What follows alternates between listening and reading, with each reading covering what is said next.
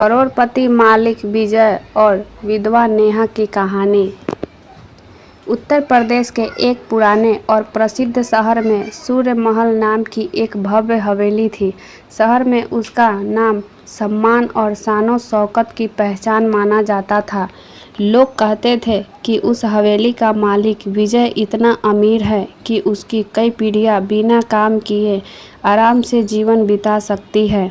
लेकिन विजय की सबसे बड़ी पहचान उसकी दौलत नहीं बल्कि उसका अनुशासन और सादगी थी। उसी शहर के एक छोटे से मोहल्ले में नेहा नाम की एक महिला रहती थी। उसकी उम्र मुश्किल से 30 साल की थी, लेकिन चेहरे पर संघर्ष की ऐसी लकीरें थी कि कोई भी उसे देखकर उसकी उम्र का अंदाज़ा नहीं लगा सकता था। कुछ साल पहले उसके पति राहुल की एक भयानक दुर्घटना में लापता हो गए थे। दुर्घटना इतनी भयंकर थी कि किसी को उससे बचाने की उम्मीद नहीं थी। कई दिनों तक खोजबीन हुई, लेकिन राहुल का कोई पता नहीं चला। समय बीतता गया और लोगों ने राहुल को मृत मान लिया, लेकिन नेहा के लिए यह सच स्वीकार करना आसान नहीं था।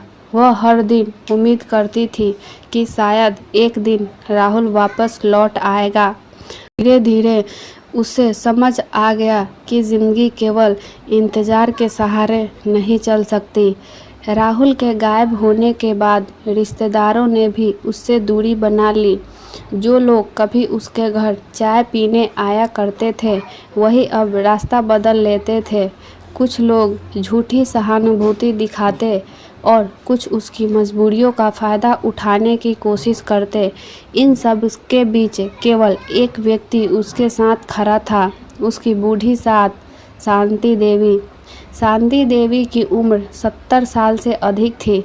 उनका शरीर कमज़ोर हो चुका था, लेकिन दिल अभी भी मजबूत था। नेहा को बहू नहीं बेटी मानती थी।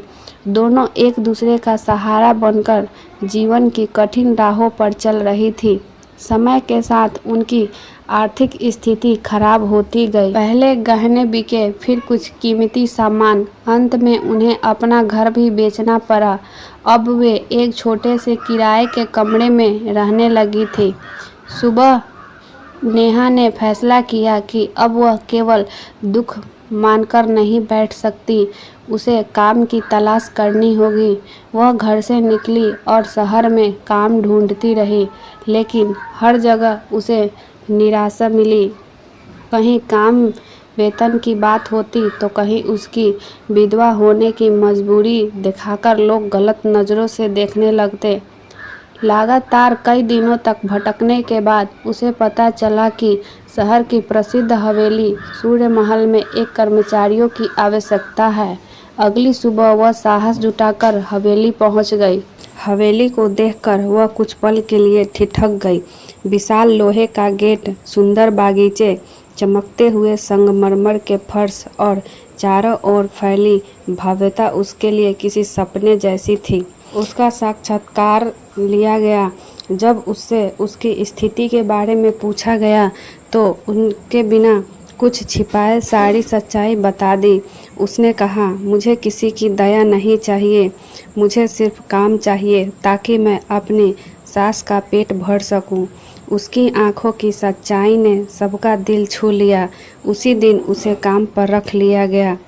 जब शाम को वह घर लौटी और शांति देवी को यह खुशखबरी सुनाई तो उसकी आंखों से आंसू आ गए। भगवान ने हमारी सुन ली बेटी, उन्होंने भावुक होकर कहा। धीरे धीरे दिन गुजरने लगे। नेहा रोज सुबह जल्दी उठकर काम पर जाती और देर शाम घर लौटती। वह पूरी ईमानदारी और मेहनत से काम करती। उसने कभी किसी से शिकायत नहीं की और न ही किसी से विशेष व्यवहार की उम्मीद की। कुछ ही महीनों में सूर्य महल के सभी कर्मचारी उसकी मेहनत और अच्छे व्यवहार की प्रशंसा करने लगे। लेकिन एक दिन अचानक शांति देवी की तबीयत बिगड़ गई। उन्हें तेज बुखार रहने लगा और सांस लेने में भी तकलीफ होने लगी। नेहा उन्हें डॉक्टर के पास ले जाना चाहती थी, लेकिन उसके पास पर्याप्त पैसे नहीं थे। उस दिन वह पूरे समय परेशान रही। काम करते हुए भी उसका ध्यान बार बार घर की ओर जा रहा था। कई बार उसकी आंखें भर आई, लेकिन उसने खुद को संभाल लिया। उसी दिन पहली बार सूर्य महल के मालिक विजय की नज़र उस पर पड़ी। विजय आमतौर पर कर्मचारियों की निजी जिंदगी में दखल नहीं देता था, लेकिन उस दिन उसने महसूस किया कि नेहा किसी गहरी चिंता में है। उसने प्रबंधक को बुलाकर पूछा, यह महिला कौन है? प्रबंधक ने पूरी कहानी संक्षेप में बता दी। विजय कुछ देर तक शांत बैठा रहा। उसके चेहरे पर गंभीरता आ गई। फिर वह बिना कुछ कहे अपने कार्यालय में चला गया। उस शाम नेहा जल्दी घर पहुंची। शांति देवी की हालत पहले से बहुत ज़्यादा खराब हो चुकी थी। पूरी रात वह उसने सिरहाने बैठी रही, कभी पानी पिलाती, कभी उनका माथा सहलाती। उनकी आंखों से लगातार आंसू बह रहे थे। उसे डर था कि कहीं वो अपनी आखिरी उम्मीद भी न खो दे। अगली सुबह सूरज निकलने से पहले ही दरवाजे पर दस्तक हुई। नेहा ने दरवाज़ा खोला तो बाहर एक कार खड़ी थी। कार के पास 2 आदमी खड़े थे। क्या आप नेहा हैं? उनमें से एक ने पूछा। नेहा ने हाँ में सिर हिलाया। उस दिन ने एक लिफाफा उसकी ओर बढ़ाते हुए कहा, यह सूर्य महल के मालिक विजय जी ने भेजा है। नेहा हैरानी से लिफाफे को देखने लगी। जब उसने उसे खोला तो उसके हाथ कांप उठे। अंदर इलाज के लिए पर्याप्त पैसे थे। साथ ही एक छोटा सा कागज़ रखा था जिस पर लिखा था, यह एहसान नहीं, यह एक इंसान का दूसरे इंसान के प्रति फ़र्ज है। अपनी माँ का इलाज करवाइए। नीचे केवल एक नाम लिखा था, विजय। यह पढ़ते ही नेहा के आंखों से आंसू बह निकले। ज़िंदगी में पहली बार किसी ने उसकी मजबूरी का फ़ायदा उठाने की कोशिश नहीं की थी, बल्कि बिना किसी स्वार्थ के मदद का हाथ बढ़ाया था। वह तुरंत शांति देवी को अस्पताल ले गई। डॉक्टरों ने इलाज शुरू किया। कई ज़रूरी जांचें और दवाइयों के बाद शांति देवी की हालत में सुधार आने लगी। डॉक्टर ने साफ कहा, अगर इलाज में थोड़ी भी देर हो जाती तो स्थिति बहुत खराब हो सकती थी। यह सुनकर नेहा ने भगवान को धन्यवाद करने लगी। उसे महसूस हुआ कि अंधेरे से भरी जिंदगी में शायद पहली बार उम्मीद की एक छोटी सी किरण दिखाई दी, लेकिन उसे बिल्कुल अंदाज़ा नहीं था कि यह मदद आगे चलकर उसकी ज़िंदगी को एक ऐसे मोड़ ले जाएगी जहां उसकी किस्मत, उसका अतीत और उसका भविष्य तीनों एक साथ टकराने वाले थे। शांति देवी के स्वस्थ होने के बाद नेहा की ज़िंदगी धीरे धीरे पटरी पर लौटने लगी। उसके मन में विजय के लिए गहरा सम्मान था, लेकिन उसने कभी इस बात का दिखावा नहीं किया। वह पहले की तरह पूरी मेहनत और ईमानदारी से सूर्य महल में काम करती रही। समय बीतने लगा। अब हवेली में लगभग सभी कर्मचारी नेहा का सम्मान करने लगे थे। उसकी सादगी, मेहनत और ईमानदारी ने सबका दिल जीत लिया था। जो लोग पहले उसे एक साधारण नौकरानी समझते थे, वे अब उससे सलाह लेने लगे थे। एक दिन सूर्य महल में एक बहुत बड़ा समारोह आयोजित किया गया। शहर के बड़े व्यापारी, अधिकारी और प्रतिष्ठित लोग उसमें शामिल होने वाले थे। पूरे महल को दुल्हन की तरह सजाया जा रहा था। सभी कर्मचारी अपनी अपनी जिम्मेदारियों में व्यस्त थे।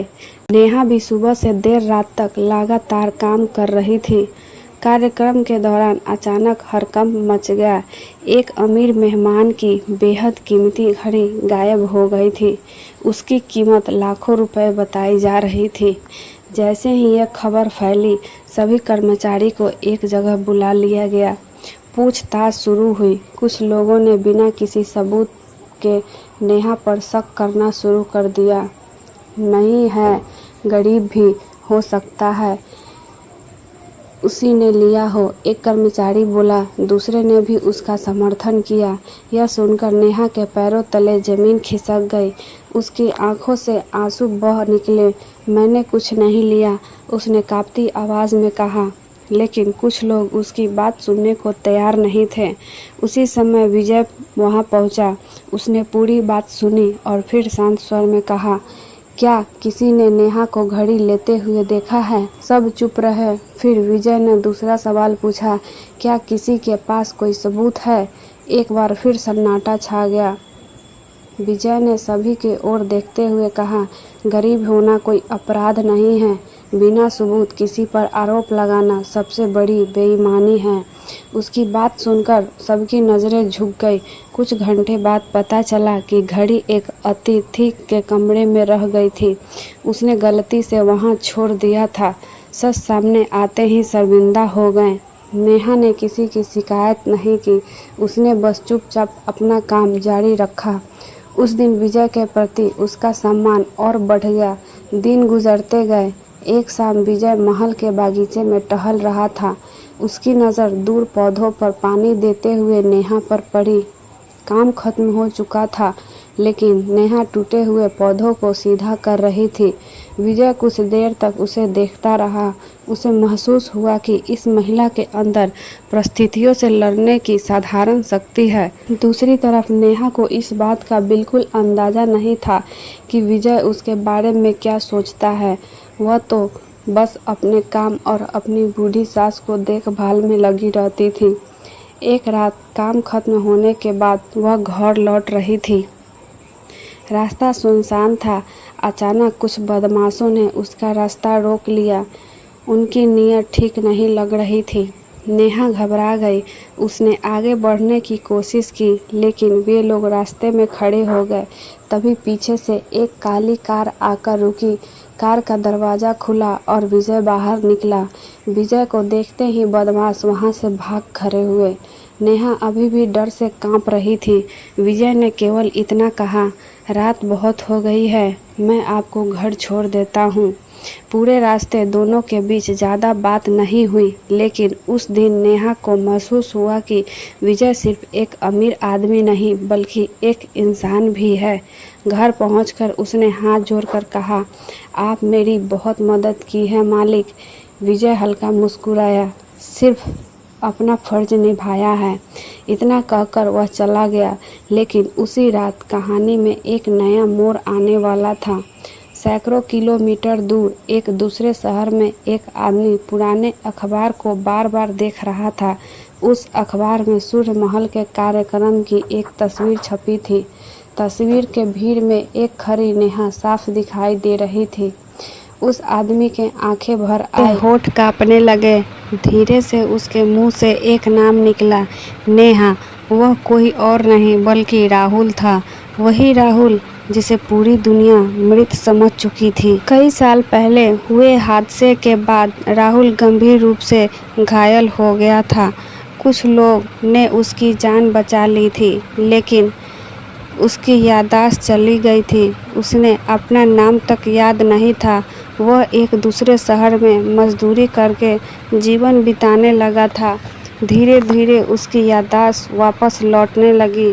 पहले कुछ चेहरे याद आए, फिर कुछ घटनाएं, और आखिरकार एक दिन उसे अपनी पत्नी नेहा की याद आ गई। उस दिन से वह उसे खोज रहा था, लेकिन इतने बड़े देश में किसी को ढूंढना आसान नहीं था। अखबार उस तस्वीर ने उसे रास्ता दिखा दिया। अगले ही दिन राहुल वाराणसी के लिए निकल पड़ा। उधर नेहा को इस बात का बिल्कुल पता नहीं था कि जिसे वह वर्षों से खो चुकी समझती थी, अब वह उसकी ज़िंदगी में वापस लौटने वाला है। और उसके लौटने के साथ कई अनकहे सवाल, कई अधूरे रिश्ते और कई नई परीक्षाएं आने वाली थी। अगले दिन सुबह नेहा हमेशा की तरह घर के बाहर पानी भर रही थी। तभी उसकी नज़र गली के मोड़ पर खड़े एक व्यक्ति पर पड़ी। वो आदमी उसे लगातार देख रहा था। पहले तो नेहा का ध्यान नहीं दिया, लेकिन जैसे ही उस आदमी ने उसकी तरफ कदम बढ़ाए, उसके हाथ से पानी की बाल्टी छूटकर ज़मीन पर गिर गई। उसके आंखों में आश्चर्य से फैल गई। सामने खड़ा व्यक्ति कोई और नहीं बल्कि राहुल था। वही राहुल जिसे वह वर्षों खो चुकी थी। कुछ क्षणों तक दोनों एक दूसरे को देखते रहे। न नेहा कुछ बोल पाई न राहुल। फिर राहुल की आंखों से आंसू बह निकले। कांपती आवाज़ में उसने कहा, नेहा मैं जिंदा हूँ। यह सुनते ही नेहा फूट फूट कर रो पड़ी। सालों का दर्द, अकेलापन और इंतजार एक साथ उसके आंखों से बह निकला। आवाज़ सुनकर शांति देवी भी बाहर आई। जैसे ही उन्होंने अपने बेटे को देखा, उनके पैरों लड़खड़ा गए। उन्होंने राहुल का चेहरा दोनों हाथों से पकड़ लिया और रोते हुए बोली, मुझे विश्वास था कि मेरा बेटा एक दिन जरूर लौटेगा। उस दिन पूरे घर में खुशी का माहौल था। राहुल ने सबको अपनी कहानी सुनाई। उसने बताया कि दुर्घटना के बाद उसकी याददाश्त चली गई थी। उसे अपना नाम, अपना घर, यहाँ तक अपने परिवार तक की याद नहीं थी। लेकिन धीरे धीरे सब कुछ वापस याद आने लगा और फिर वह अपनी पत्नी और माँ को खोजते हुए यहाँ तक पहुँच गया। कुछ दिनों तक वह सब कुछ बहुत अच्छा चला। नेहा की ज़िंदगी जैसे खुशियों वापस लौट आई। लेकिन धीरे धीरे एक नई समस्या जन्म लेने लगी। मोहल्ले के लोग राहुल से मिलने तो अक्सर विजय का नाम लेते। कोई कहता, अगर विजय बाबू ना होते तो शांति देवी का इलाज नहीं हो पाता। कोई कहता, उन्होंने नेहा की बहुत मदद की है। किसी ने कहा, सूर्य महल में नेहा की इतनी इज्जत सिर्फ विजय बाबू की वजह से है। शुरुआत में राहुल ने इन बातों पर ध्यान नहीं दिया, लेकिन समय के साथ उसके मन में शक पैदा होने लगा था। एक दिन उसने देखा कि देर रात काम खत्म होने के बाद सूर्य महल की कार नेहा को घर छोड़ने आई। हालांकि उस दिन महल में देर तक काम चला था, लेकिन राहुल के मन में गलत विचार उठने लगे थे। शक धीरे धीरे उसके दिल में जहर की तरफ फैलने लगा। कुछ दिनों बाद वह खुद सूर्य महल पहुंचा। दूर खड़े होकर उसने देखा कि नेहा और विजय किसी काम के बारे में बात कर रहे थे। दोनों के चेहरे पर केवल सम्मान और सामान्य बातचीत थी। लेकिन राहुल अब वही देख रहा था जो उसका शक दिखा रहा था। उस शाम घर लौटकर उसका व्यवहार बदल गया। वह चुप रहने लगा। नेहा ने कई बार पूछा, क्या बात है, लेकिन राहुल कोई जवाब नहीं देता। आखिर एक रात उसने वह सवाल पूछ ही लिया जिससे नेहा का दिल तोड़ दिया। राहुल ने कहा, सच बताओ नेहा, मेरे ना रहने पर तुम्हारा विजय का रिश्ता क्या था? यह सुनते ही नेहा जैसे पत्थर की हो गई। उसके आंखों में आंसू भर आए। जिस पति के नाम पर उसने पूरी जिंदगी अकेले गुजार दी, उसी ने उसके चरित्र पर सवाल उठा दिया। कांपती आवाज़ में उसने कहा, राहुल क्या तुम्हें मुझ पर भरोसा नहीं? राहुल चुप रहा। फिर उसका शक उसके प्यार पर भारी पड़ चुका था। उस रात नेहा बहुत रोई। उसे विजय की हर मदद याद आ गई। उसने कभी कोई सीमा पार नहीं की। उसने हमेशा नेहा के सम्मान दिया था। फिर भी आज उसी इंसान की वजह से उसके वैवाहिक जीवन में तूफान आ गया। अगले कई दिनों तक घर का माहौल भारी बना रहा। राहुल और नेहा के बीच दूरियां बढ़ने लगी। शांति देवी सब समझ रही थी। उन्हें अपने बेटे की गलती साफ दिखाई दे रही थी, लेकिन वे सही समय का इंतजार कर रही थी। उधर विजय को भी हालात का पता चल रहा था। उसे महसूस हुआ कि उसकी वजह से पति पत्नी के बीच गलतफहमी बढ़ रही है। उसने फैसला किया कि अब वह नेहा के केवल काम की बात करेगा। वह नहीं चाहता कि उसकी वजह से किसी का घर टूटे, लेकिन किस्मत को कुछ और ही मंजूर था। एक रात अचानक शांति देवी की तबीयत बिगड़ गई। उसकी सांसें तेज चलने लगी। नेहा और राहुल घबरा गए। दोनों उन्हें तुरंत अस्पताल लेकर पहुंचे। डॉक्टरों की जांच की और कुछ महंगी दवाइयाँ लिख दी। राहुल ने अपनी जेब टटोली। उसके पास इतने पैसे नहीं थे। उसने कई लोगों को फ़ोन किया, लेकिन रात के समय कोई मदद नहीं मिली। उसकी आंखों में बेबसी साफ दिखाई दे रही थी।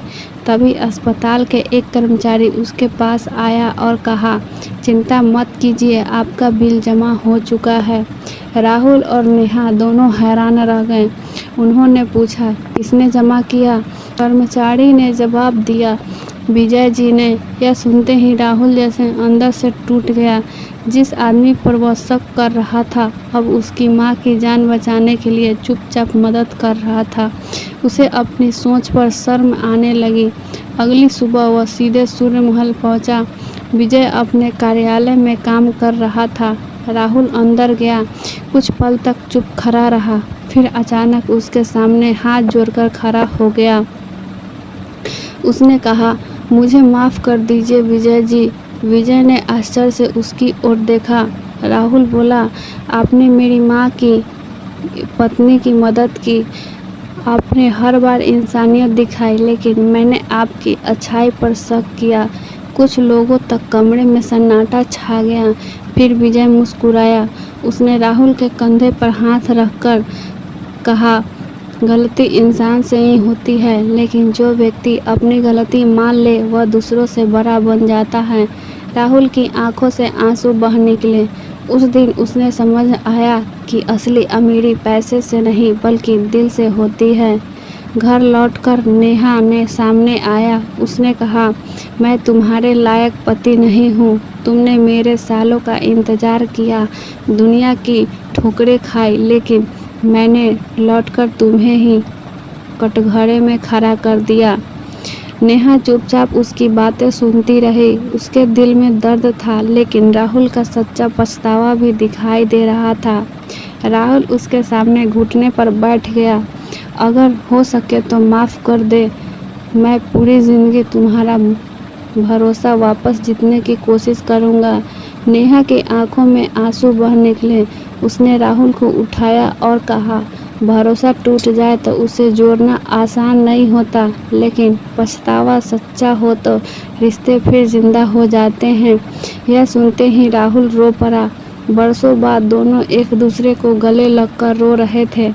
शांति देवी दूर खड़ी यह दृश्य देख रही थी। उनकी आंखों में भी खुशी के आंसू थे। कुछ महीनों बाद राहुल ने एक छोटी सी नौकरी शुरू कर दी। नेहा भी सूर्य महल में काम करती रही। अब दोनों के बीच पहले से ज़्यादा विश्वास था। उन्होंने तय कर लिया कि भविष्य चाहे कैसी भी हो, परिस्थिति आए, वे एक दूसरे पर भरोसा करना कभी नहीं छोड़ेंगे। उधर विजय पहले की तरह अपने काम में व्यस्त हो गया। उसने कभी किए हुए उपकारों पर जिक्र नहीं किया। उसे किसी धन्यवाद प्रशंसा की जरूरत नहीं थी। एक शाम वह सूर्य महल की खिड़की से बाहर देख रहा था। सड़क पर राहुल और नेहा साथ साथ चलते दिखाई दे रहे थे। दोनों के चेहरे पर मुस्कान थी। उन्होंने देखकर विजय के चेहरे पर संतोष भरी मुस्कान आ गई। उसे लगा कि शायद उसने किसी का घर बचाने में एक छोटी सी भूमिका निभाई है और यही उसके लिए सबसे बड़ा पुरस्कार था। इस कहानी से हमें 3 बड़ी सीख मिलती है। पहली, इंसान की असली पहचान उसके पैसे से नहीं उसके कर्मों से होती है। दूसरी, बिना सच जाने किसी पर शक करना रिश्तों की सबसे बड़ी दुश्मन है। तीसरी, सच्ची इंसानियत वही है जो बिना किसी स्वार्थ के किसी ज़रूरतमंद का सहारा बने। और शायद इसी वजह से लोग आज भी कहते हैं, सूर्य महल का मालिक विजय करोड़पति ज़रूर था, लेकिन उसकी सबसे बड़ी दौलत उसका विशाल दिल था। ये वीडियो आपको कैसी लगी मुझे कमेंट करके ज़रूर बताइए।